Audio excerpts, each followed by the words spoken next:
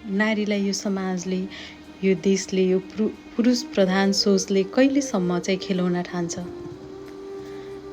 देशमा नियम कानुनहरू बनिरहेका छन् महिलाहरूका लागि, बालबालिकाहरूका लागि। यसै गरी देशमा जतिसुकै कडा नियम कानुन बने पनि, जतिसुकै संविधानमा लेखिए पनि, कानुनमा लेखिए पनि, व्यवहारमा भने त्यति धेरै अपराधी चाहिँ खुलेआम हिँडिरहेको देखिन्छ। 2038 सालमा नमिता सुनिता निराको बलात्कारपछि हत्या गरियो पोखरामा। उनीहरू घुम्न गएको समयमा मौका छोपेर बलात्कार गरेर हत्या गरियो। यसै गरी निर्मला पन्त, भागीरथी भट्ट, ममता अनि भर्खरै तत्कालले भयो इनिसा विक, जसको सामूहिक बलात्कारपछि हत्या गरियो। के छोरीहरू भएर जन्मिनु समाजको लागि अभिशाप हो? यदि त्यो हो भने भगवानसँग पनि हामी यो बिन्ती गर्छौँ कि सृष्टिले नै छोरीहरू नदियोस्, पुरुषहरू नै मात्रै यो संसारमा उनीहरू मात्रै रहन्। एकदमै आङसिरिङ्ग हुने कुरा छ, किनभने हामीलाई एकदमै दुःख पनि लागेको छ। हामी छोरीचेलीहरू कहिले खुलेआम स्वतन्त्र भएर हिँड्न पाउँछौँ देशमा, आफ्नो घरमा, आफ्नो समाजमा?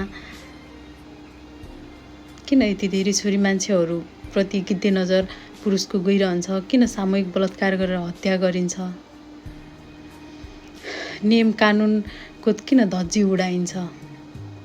साँच्चीकै अपराधीहरू खुलेआम हिँड्न पाइरहेर हो?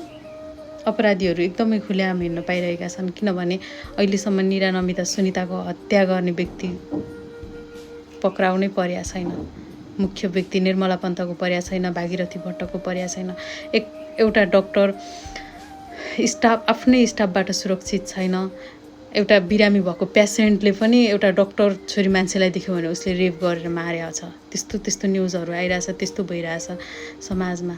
यो चाहिँ नियम कानुन कडा नभएर हो, या हामी छोरी मान्छे कडा नभएर हो, अथवा हामी छोरी मान्छे उनीहरूको लागि खेलाउना भएर जता जसरी बटार्न मिल्यो त्यसै गरी बटार्ने दलहरू हुन्छ नि, त्यही तरिकाले बटारेर जे गर्न मिल्यो त्यही गर्न सोच्या हो समाज, पुरुष प्रधान पुरुषले। यो समाचार, यो दिनौँको यस्तो घटनाहरू सुन्दा हेर्दा एकदमै आङसिरिङ्ग हुन्छ। कैयौँ छोरीचेलीहरू बलात्कारपछि हत्या भएर मारिएका छन्। उनीहरूलाई सरकारले, राज्यले चाँडै नै न्याय दिलाओस्। यसै गरी भर्खरै हत्या भएको इनिसा विकलाई पनि राज्यले न्याय दिलाउनु पर्ने हुन्छ। दोषीलाई हदैसम्मको कारबाही होस्। र यसै गरी हामी छोरीचेली असुरक्षित हुनुको कारण अब फाँसीको सजाय नपुगेर हो पुरुषलाई। किनभनेदेखि बलात्कारी पुरुषले फाँसीको सजाय पाउनै पर्छ। उसलाई दोषी ठहर गरी फाँसीको सजाय हुनुपर्छ। संविधान संशोधन गरेर संविधानमै लेखिनुपर्छ कि अब छोरीचेली बलात्कार गर्नेलाई फाँसीको सजाय हुनुपर्छ भन्ने।